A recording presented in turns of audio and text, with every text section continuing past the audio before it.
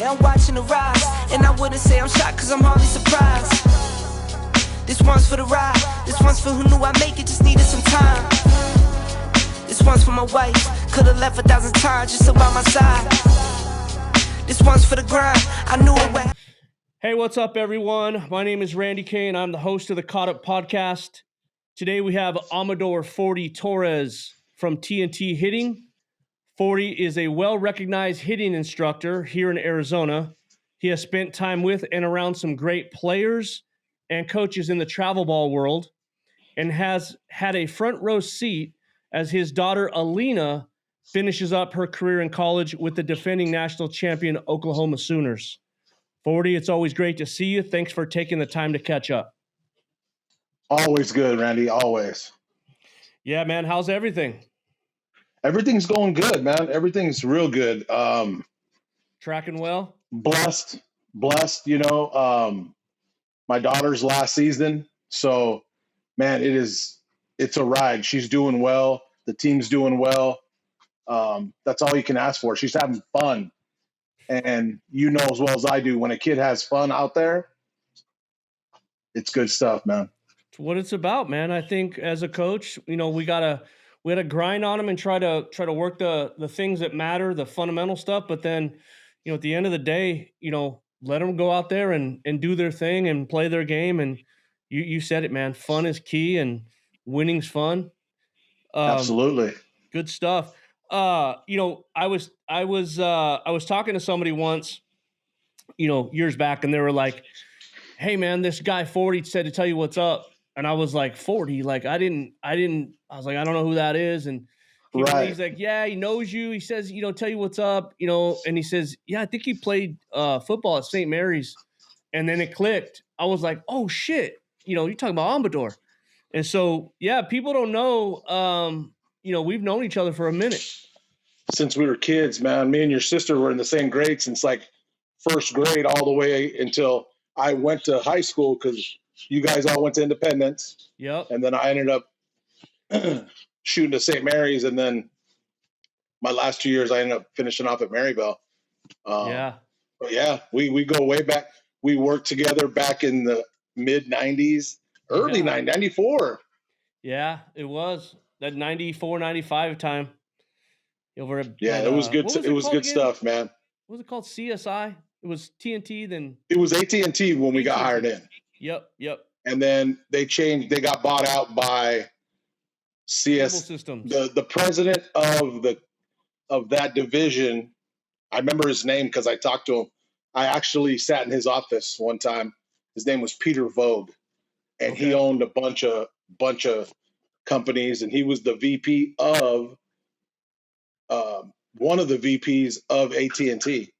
Yeah. And he gave me the whole background because I was a little kid, man. I mean, we were young. 2 years out of college, I figured myself, hey, I'm going to go back and play football as soon as my back heals up, which it never did. So, yeah. It was good stuff, man. You remember that? Like, I remember everyone was going and trying to get that job, and what was it like? Oh, man. 10.47 an hour or something like that. We were like, but that was good back then. I mean, and then it was, you got paid every week, and then as much overtime as you wanted. Back then, we were so young, all we wanted was toys, and it sufficed, man. Right. And I remember too, the good thing about that job, and I tell everybody I tell my kids, that's pretty much what helped me buy my first house, and the overtime, all that good stuff. That's good stuff. So the nickname Fordie, tell me really quick, where did you get that? Okay. So I've had it since I was about 2 months old. Mm-hmm. So believe it or not, I was a light complected baby, and the hair that I did have was blonde, and I had like a halo, just the hair on the sides, the Dr. Phil hair.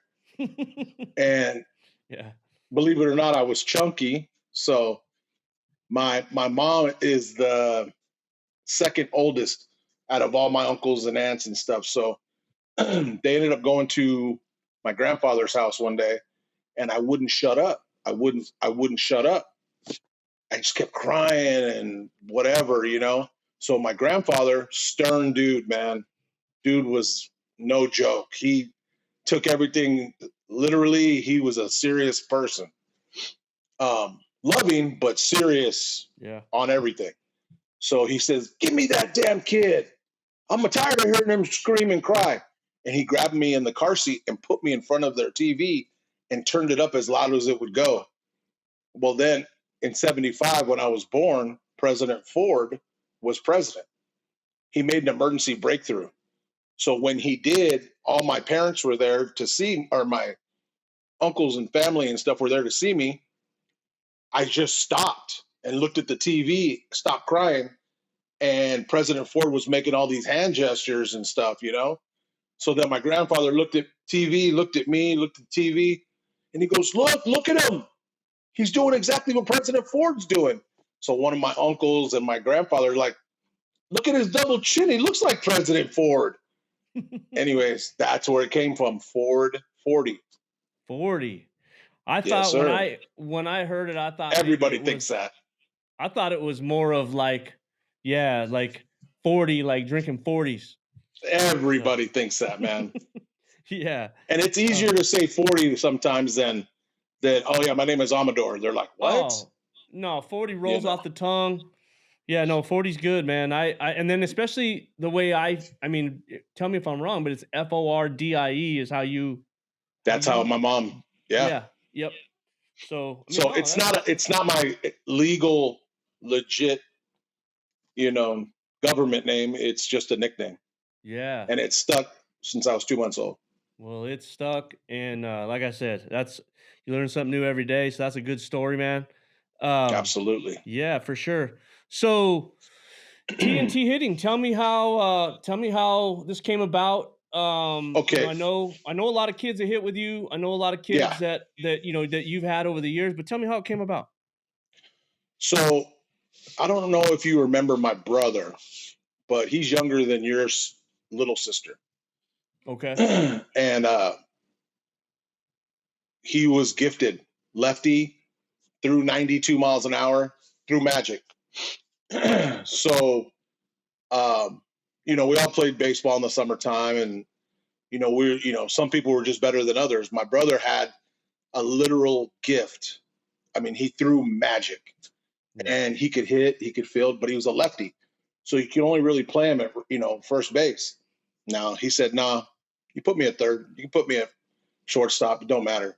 And it didn't, man. He did not miss a beat. So I ended up, we would just go in the backyard and we'd play softball all the time as we were kids. Yep. So I'm like, you know what? My brother's good at this.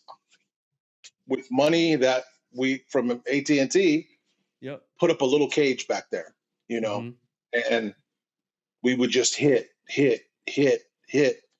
Well, finally his friends would be like, "Hey, Gilbert, where do you hit?" "I hit my brother."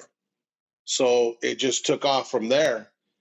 And so that was back in, I graduated in 93. He went to school in 94. So from 95 till today.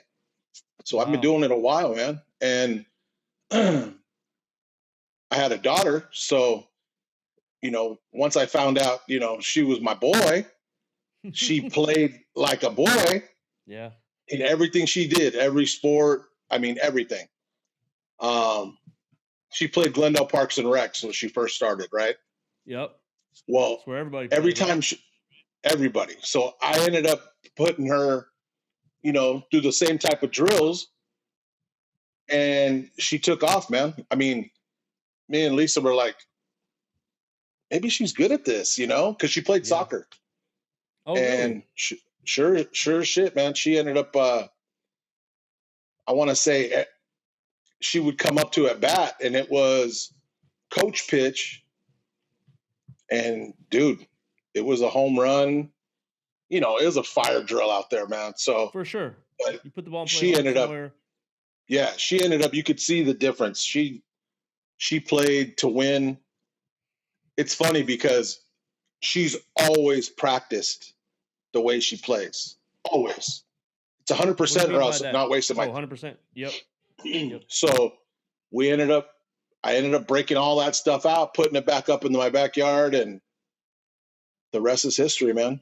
Then it just, like with my brother's friends, they would hit with me and put some good players out there, man.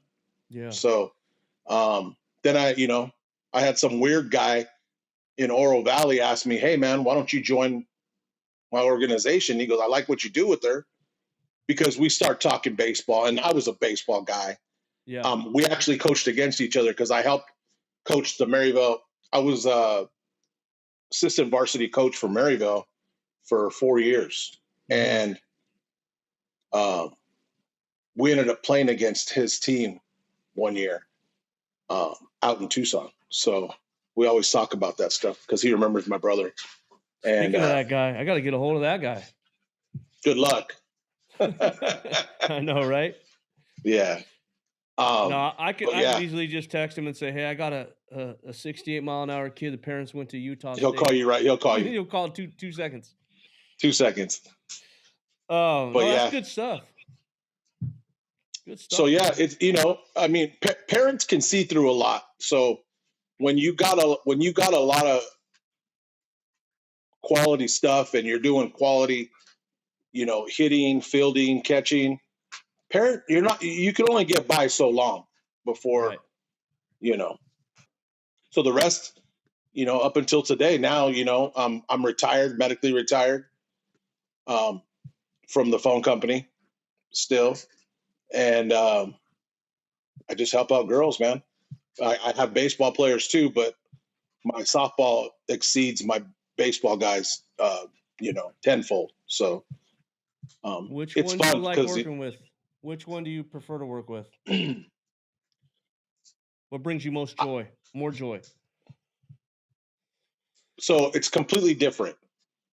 Not the way to hit the ball, but how girls don't want to be bad at anything. They don't want to lose. They don't want to disappoint anything. So they're going to go as hard as they can, the best they can. Where boys, it's their attention span is shorter. You really need to be aggressive as far as drills and just getting them to retain that, because they'll forget as soon as you turn your head. So the girls take it a different way than the boys, but I like baseball.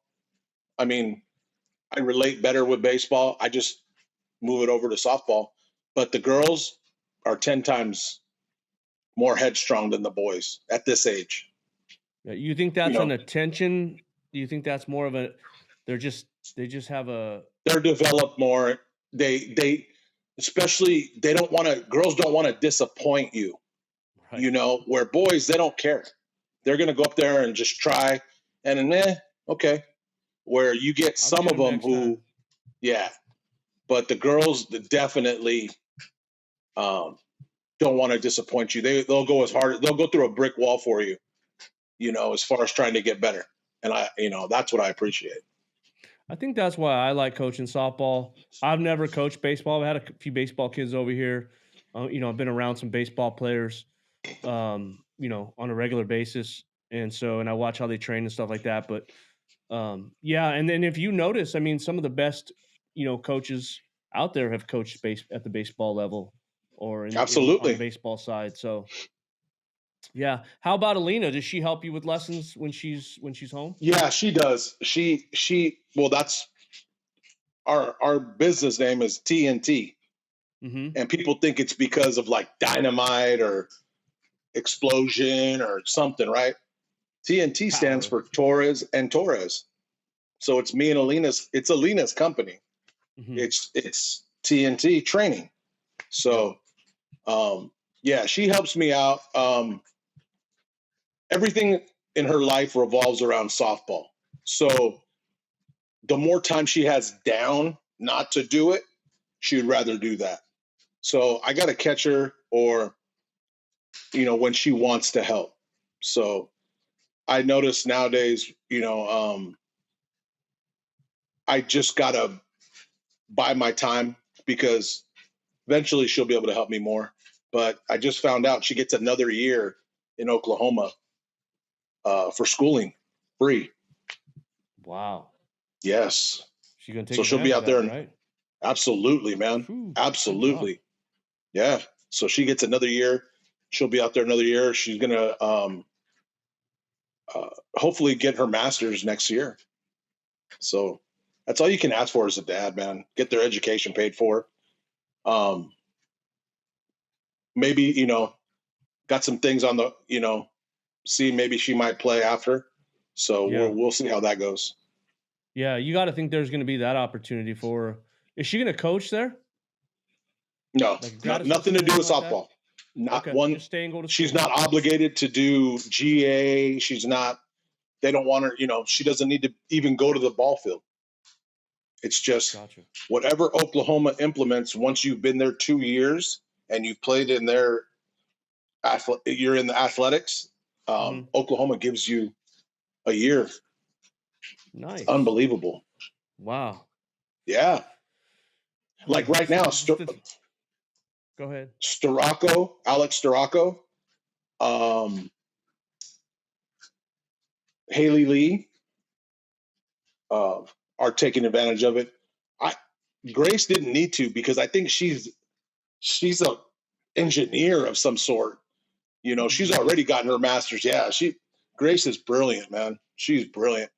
And then I think Grace Green is getting ready to have a baby any day now. So gotcha. When Alynah does help you, because you know as well as I do, you know, they're still young kids. And they may be really good at it, maybe really good at performing and playing the game. Is she good at teaching it? Has she impressed you the way she teaches and communicates? Yeah. It's funny because I've had this conversation with Todd Judge. And Todd Judge says at the end when she was playing 18U, and he goes, I wasn't coaching her. She was coaching me because she knew where everybody on the field needs to be on any play with any runners on, and she lets you know. Because you've seen her at short. She's out there commanding the field, just loud. And Todd believes she can coach MLB. That's what he thinks. He goes, dude, she could coach MLB. Wow. Yeah. That's good stuff. It's funny too, because, you know, we all notice that. Like I noticed more so in high school, or if I'm coaching a younger group of kids, to where you rely on those experienced kids that have been in your program to help make your job easier. And True. So I know I've been around that, like where I'm like, oh, they're like, hey coach, where do I go on this? And I'm thinking, oh shit, I didn't tell you, but you got to go here or there. And then there may be even a time where there's another kid that has been with us that goes, well, we'll go here, but then if this happens, you go there. And they can go back to it and get the information so much faster sometimes, because they do it. And so no, we rely on those kids with the experience so much that we don't even realize it until we get in those situations. Yep. Good stuff. She is really, really good. Like she could run third base for you. She could hit fungo for you. She runs like we do camps. And she's like, Dad, your back's hurt. I got it. You don't need to hit fungo. Let me just run it through. And she'll go out there by herself. And you remember with the Suncats, we had 4 or 5 deep at every position. She'd just start rattling them all off. Hey, let's go here. We're doing. I mean, just letting it just comes out in her. She's so she's so good at it that she doesn't even know. She doesn't even know that she's that good.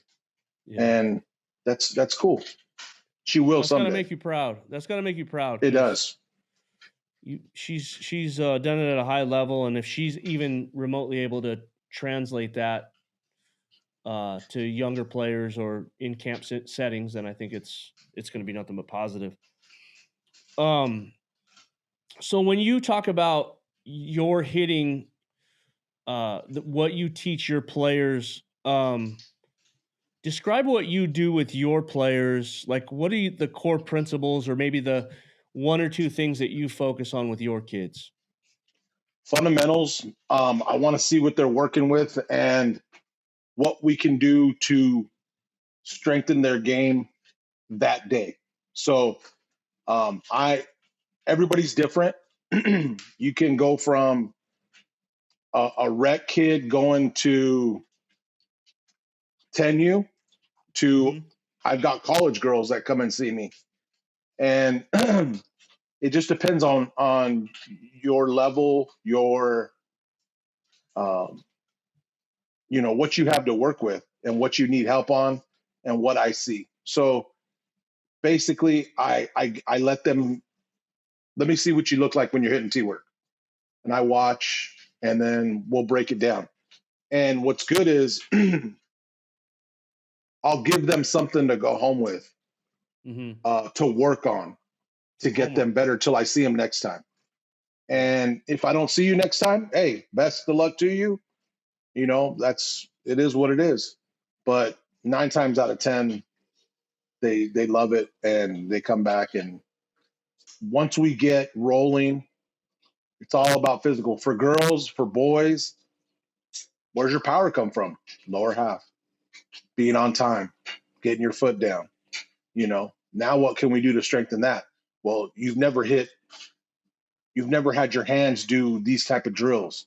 So we're strengthening everything and making them better on that level. So at first, if you give them good fundamentals, that will kick in at the plate because once they get up there, boom, everything's gone. They forget, they lock up. Most kids just want to, what I call safety swings, just trying to make contact, don't care how they do it. I'm not doing that. That's not what I'm looking for. You need to step back, relax, breathe, and do what we've been working on.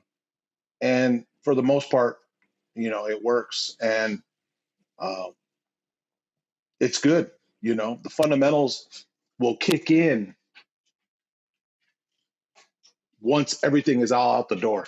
So because you're doing it so much that, okay, I want my fun, I want to hit the ball, but your body only knows to go one way because we've been working that all the time. So some kids, they break away from old bad habits, and makes it simpler. Keep it easy. Yeah. Are you a two strike approach kind of guy? What's your thoughts on two strikes? Do you change? Well, yeah, you gotta shrink your zone down and make sure that you don't want to go down. So you gotta actually open up your zone on two strikes and take a hack. She's trying to get you out. What is she trying to do? She's trying to embarrass you. She's got family there just like you do. So it all depends who wants to win. Do you want to win? Then you're going to attack the ball. You're going to see it as early as you can, and you're going to go for it. You got two strikes on you. So yeah, that's just what compete, I tell them. Right? That's just it. Compete. Be a tough out. Absolutely. I always tell them, I'm like, I don't want you to drop your shoulder and swing as hard as you can to get it a pop-up. Maybe you might get one. I want you being a thorn in that coach's butt. I want you going 5 for 5. That's my goal. My goal is to get you on base every time, because base runners equal runs, and runs win games. That's what I want you to do. It's not about hitting home runs. Line drives, I want hard line drives, and those turn into home runs. Absolutely. Couple of base hits, up the middle, or usually, depending on what your runners look like, you can score a run. 2 base hits, or a base hit, a stolen bag, or a pass ball, and another base hit up the middle. And, it's that simple. But I think there's so many people out there right now, in my opinion, that have fallen in love with the home run, and because they watch all the college kids do it. But what they don't understand is that's not what they're trying to do for the most part, in my Mm-mm. opinion. They're trying to hit the ball hard somewhere, Yep. and they train well enough to where they know to get on, how to get on plane, and what balls they actually can go and drive over the fence. You know, they hunt those pitches. So um, yeah, I mean, we're on the same page. I mean, this, we talk all the time about certain things in hitting and things like that. And you'll have kids that'll come to you, or that have been to me, or I have kids that have been with me and then go to you. And I love that about you, is that you're always willing to have the conversations. You're always willing to do what's best for the kid, because ultimately That's what that's it's all we all care about. about.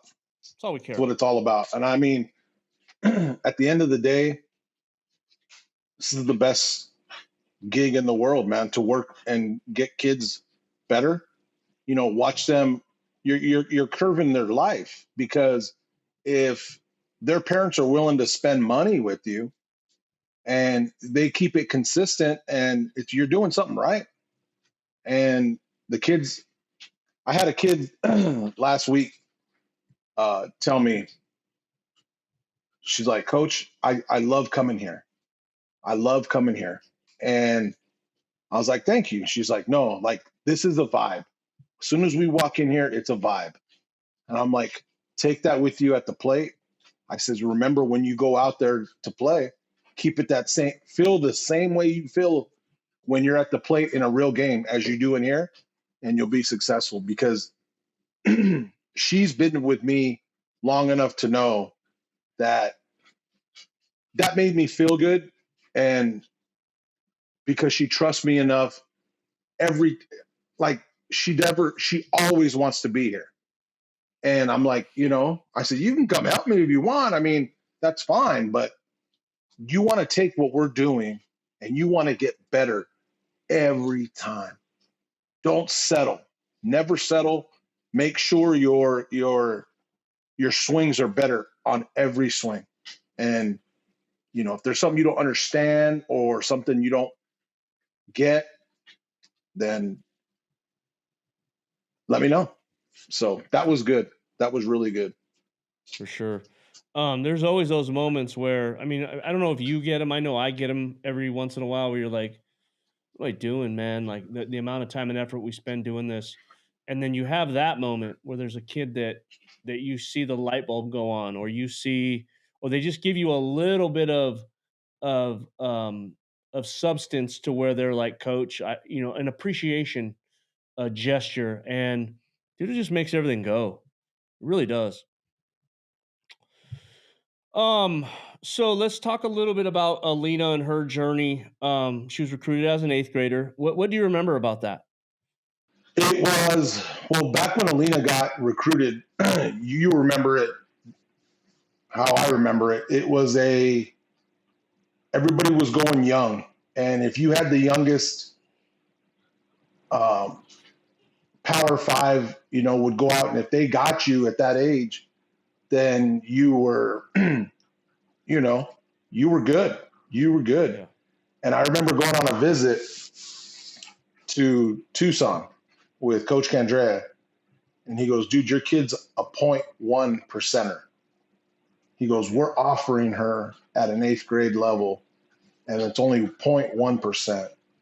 And it was crazy. The recruiting process, Todd would be, hey, it's 6 o'clock, 7 o'clock, 8 o'clock. Answer your phone, because such and such are going to call you. And it was like that every day. I mean, it was every school, every Power Five, East Coast, West Coast. And it was crazy. She had a meltdown one time, and she was young. She was eighth grade. Well, she was upset one day, and I was like, what's wrong? And she's like, I don't know, Dad. This is kind of a lot of pressure. And I said, what pressure? What do you, I go, it's about going to college. I go, what pressure? She goes, yeah, but I'm going to have to tell one of my friends that I'm not going to their school. And I said, well, what do you mean one of your friends? Well, yeah, the coaches are my friends. I go, they're not your friends. I go, they're not your friends. They want you to go and they want you to win games for them. That's what they want. They know that you are able to do that, and they want to get you and on their field and go to their school. I said, you have a good problem.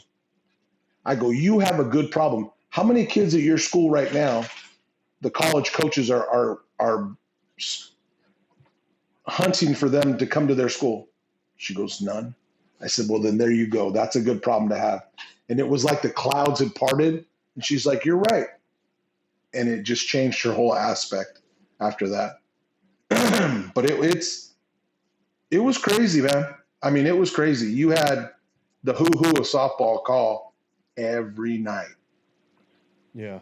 Patty, you know, Patty, it wasn't so much Patty. Every once in a while, Patty would call, but basically Melissa Lombardi, Lisa Fernandez, you'd have them all, you know. They're trying to get your kid. They're trying to build their future, just like with what any coach is trying to do. Because sooner or later, like the group that OU has right now, 10 of them aren't going to be there next year. And that's a lot of kids. So you got to build for the future. And that's what everybody was doing that. Everybody wanted the next best thing. And it was a ride. I'll tell you that. It was a ride. Especially, I mean, it sounds like they did a good job of building relationships, because that's what obviously coaches do. That's what we all do. We try to build relationships. It's no different than when we have a kid that, you know, maybe tries out and we either take them or don't take them. I mean, we're always going to try to maintain a good relationship, because you never know. Never know. There's a kid right now that I know is a 26 that, you know, hasn't played for us yet, but we've had great conversations and communication, and we're just, you know, I'm really hoping that this kid decides that we're fit, you know, after the summer. But you know, especially now, I mean, you know, with how easily players can make a move if things don't work out, I think it's always great to make sure that the relationship building is on point. Who recruited Alynah? Obviously, she ultimately chose Arizona State. And who was that? Was that Craig? Craig and Wagner. Okay. Wagner was first on the radar. And he's like, remember the Fro shows? Mm-hmm. That's where it was funny, because Alynah had a broken finger. They called Todd and were like, hey, we're going to come out to watch your shortstop. She's playing. She was like, she's my starter. Anyways, Alynah had her finger buddy taped, and she had a spiral fracture. And then it was broken at the base of the knuckle and then at the first knuckle in your pinky. So Todd goes, Alynah, you're going to need to buddy tape it, and you're going to have to get through this. He goes, see, it was Jimmy Kalidas from Oregon. Patty was there. UCLA was there. And Wagner and Nicholson were there. He goes, see that whole group right there? They came to watch you play. And Alynah's like, okay. She don't care. So she was getting ready. All she had to do was make it to this one tournament, because they already knew what they had to do. They had to pin her hand, and she wasn't going to be able to play for like 8 weeks. So she went out there and did her thing, man. But the first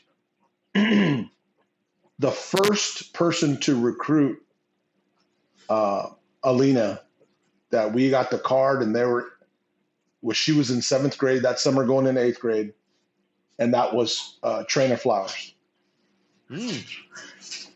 Okay. We just had to talk about that the other day.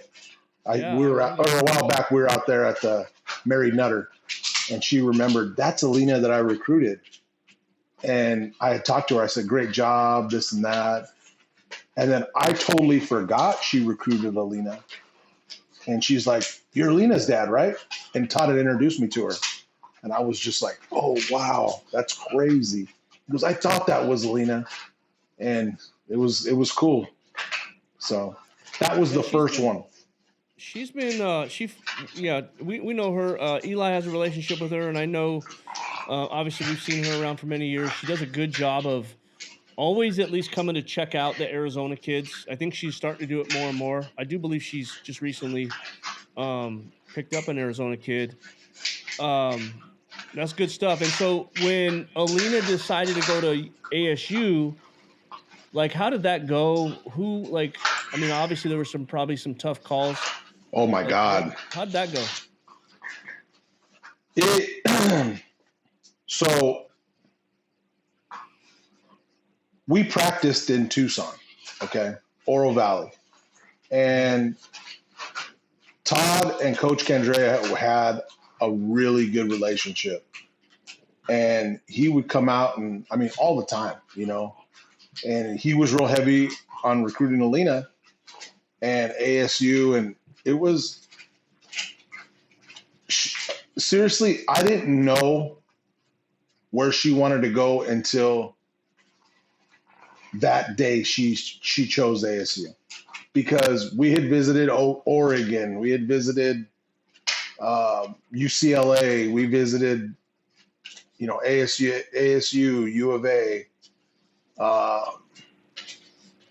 We didn't get to go to Oklahoma, but that was definitely what they said, it was definitely on the list.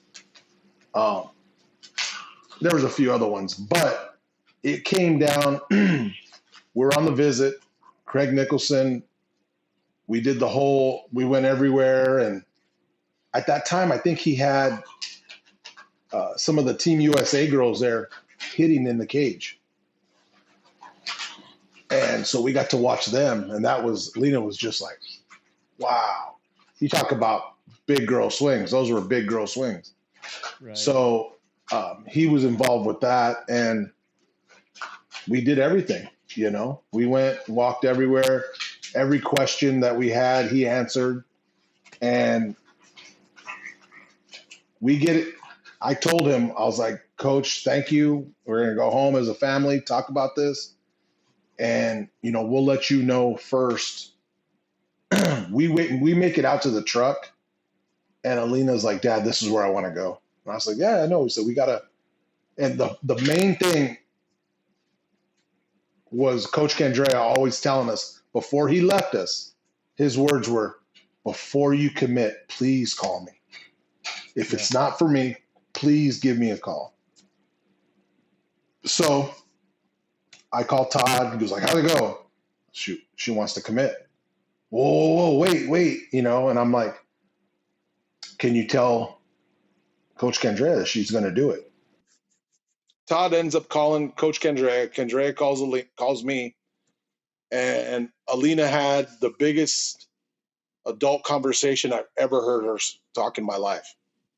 Yeah. And she says, Coach Kendrea, I've decided that I'm gonna commit to ASU. I want to thank you and for having me out. And he was like, Alynah, you need to wait. You need to get down here on Friday. We need to talk about this. And he goes, Coach, ASU was good enough for you. It's good enough for me. Because that's where he ended up going. He graduated. Yeah. So that's so funny. She ended up telling him, I've made up my mind and this is what I want to do. And so then we got through that mess because we ended up talking to Stacy, his assistant. Mm-hmm. And it was the same thing. Alynah's like, nope, this is what I want to do. This is what I'm going to do. Thank you guys. Yeah. I appreciate you guys. Thank you. And she did the whole talking. So I didn't have to say anything, but it was the most adult thing she'd ever done in my eyes at that time for an 8th grader. And she ended up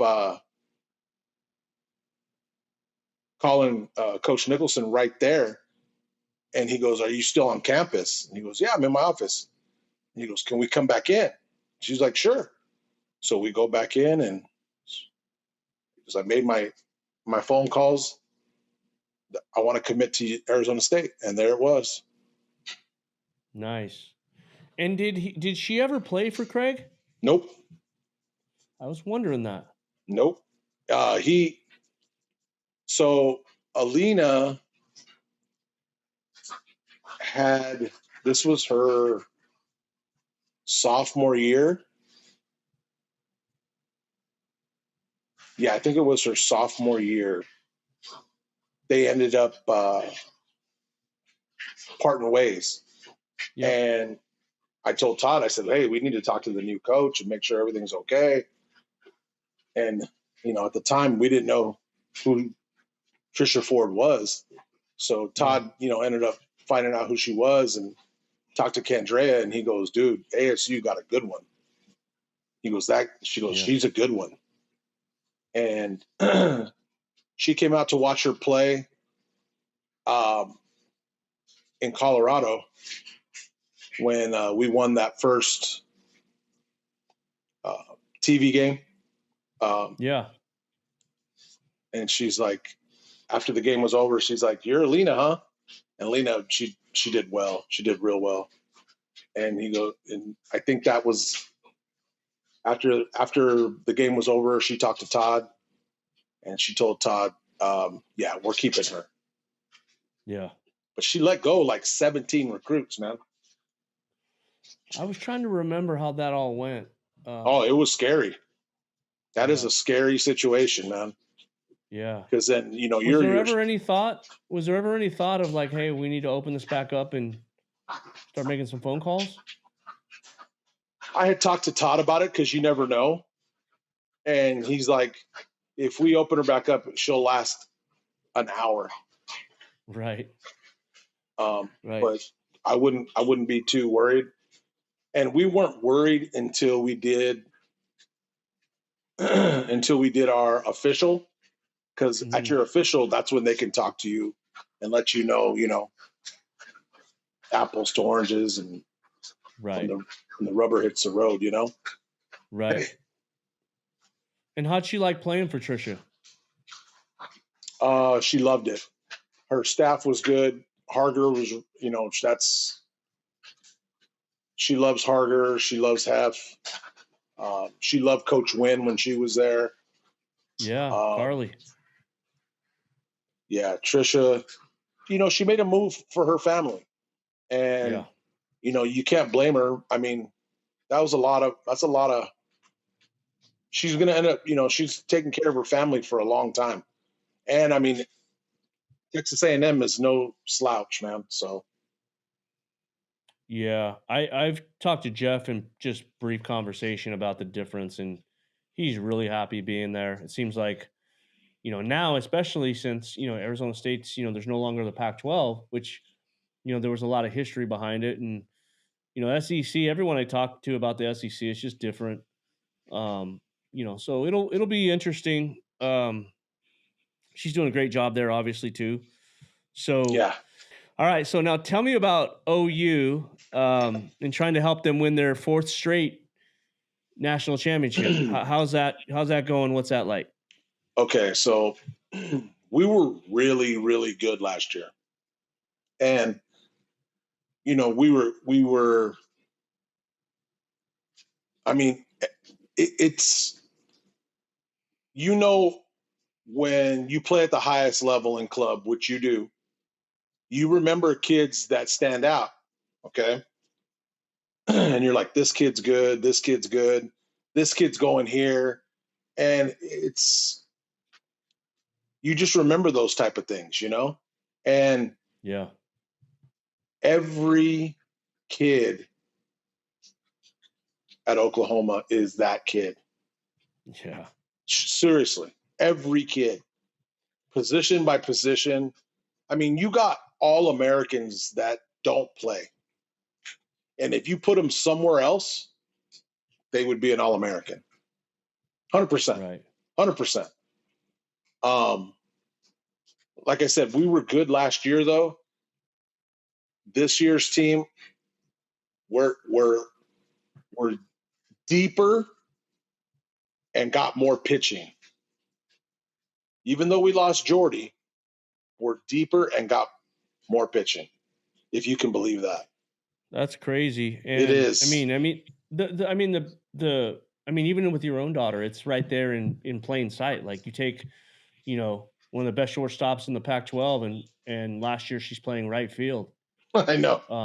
I think that to me is what it's all about for to be the best, and it just says volume. It speaks volumes for the types of kids that, not only talent wise, but the kind of team kids, that they get to buy in. So that's good stuff, man.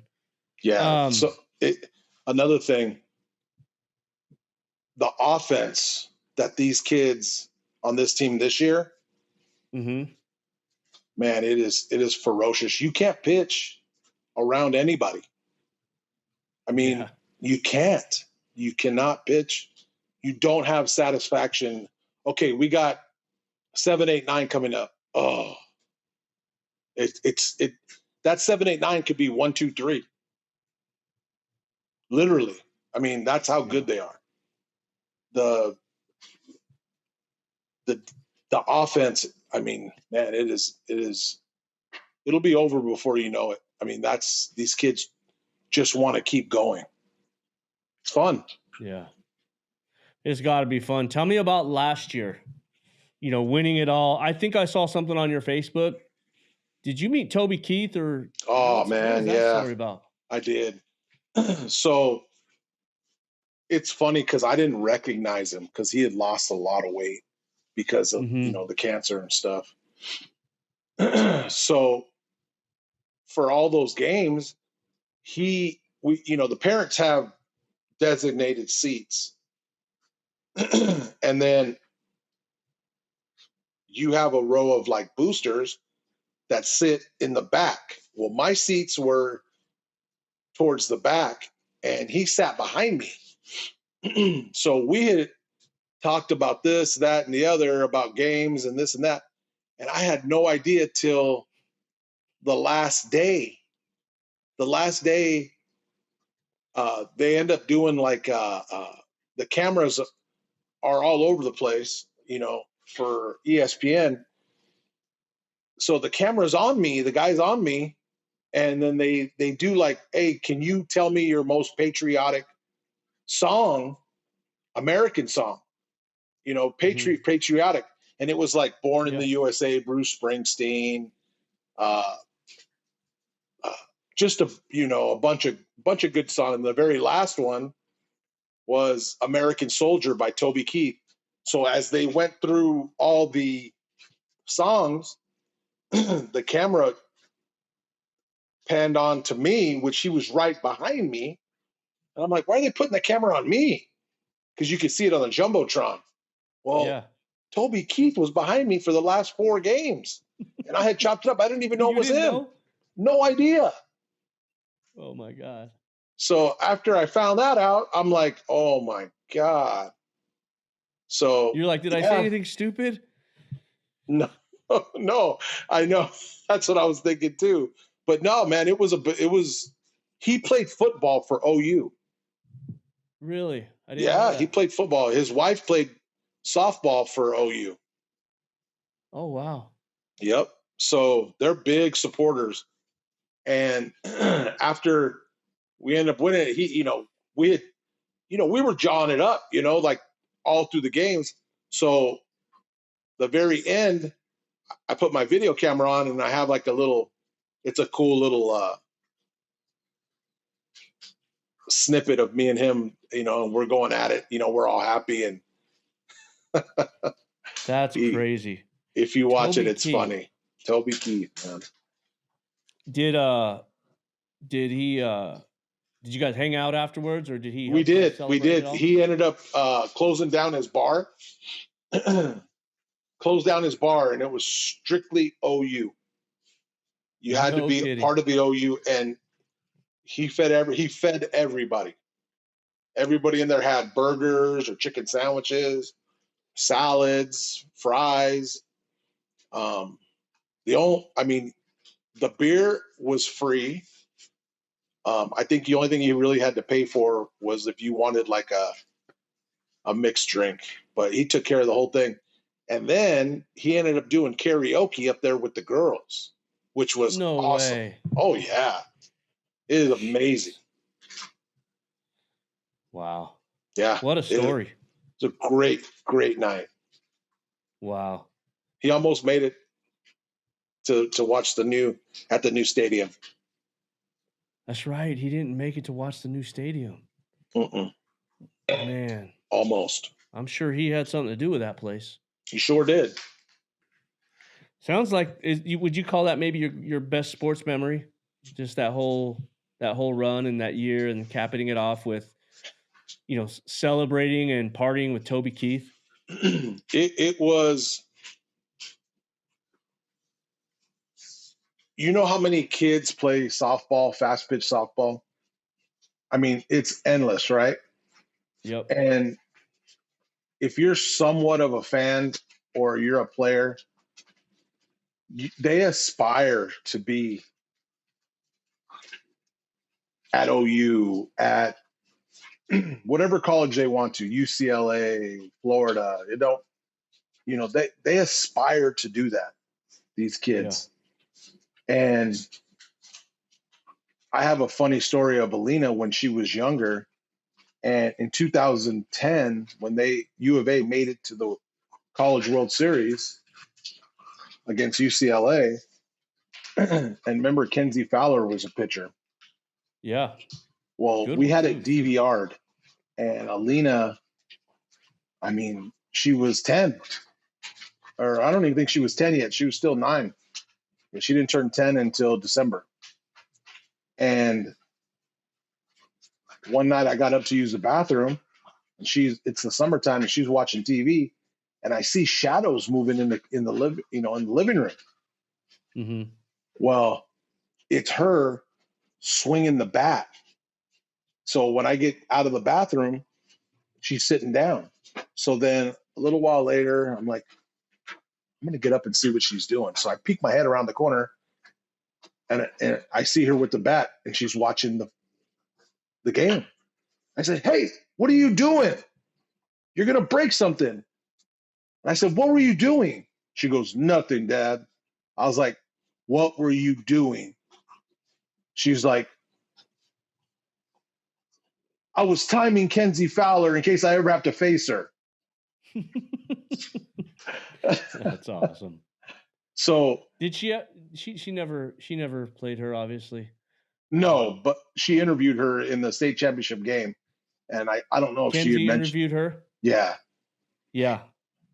So where I'm going with this is that all these kids aspire to go there and play that one game, to win that one game. And I know there's some girls at OU, they have 3 national championships. But it was our first one, and it was amazing. I bet. The experience, the ride was amazing. And I'm just blessed that we get to do it, one more time, hopefully. Yeah, it's certainly tracking that way. Before we go, man, you have any final thoughts? Not to get too much off topic, but you have any final thoughts on softball, the state of softball in Arizona? Anything you want to say to a younger player? Because here's the thing, dude. Like you said it earlier, your daughter and you as a family got to experience the 1%. And I tell this to some of these kids that have this opportunity. I'm like, it's going to be different for you. But if you were not in that 1%, what can you share out there with kids nowadays that are like, they're going to have to really continue to work at it? Not that yours didn't, because obviously she's still working for everything she gets, but you know what I'm saying? As far as being seen and getting an opportunity. Just remember, if You never know who's watching you. Practice how you play, and that should be at 100% full speed every time. Because you can't fake timing, and you can't go from 50% in practice to 100% in a game. It don't line up. And don't worry, don't get caught up with I need to go play for OU or UCLA or Texas. There's a place for everybody, and you will be fine. Another thing is everybody needs to stop switching teams so much. That is amazing to me. You should, I mean, unless you have something that you can't control, then you should switch teams. But try to stay on the same team that you're on. Create a sisterhood with those girls, and go out and play the best you can, because there's a spot for every single one of you somewhere, and you can't cheat the game. If you cheat the game, you're never gonna. It's not gonna happen for you. So make yourself proud, make your parents proud, and just make sure you go 100%, and the softball gods will take care of you. That's about it. Yeah.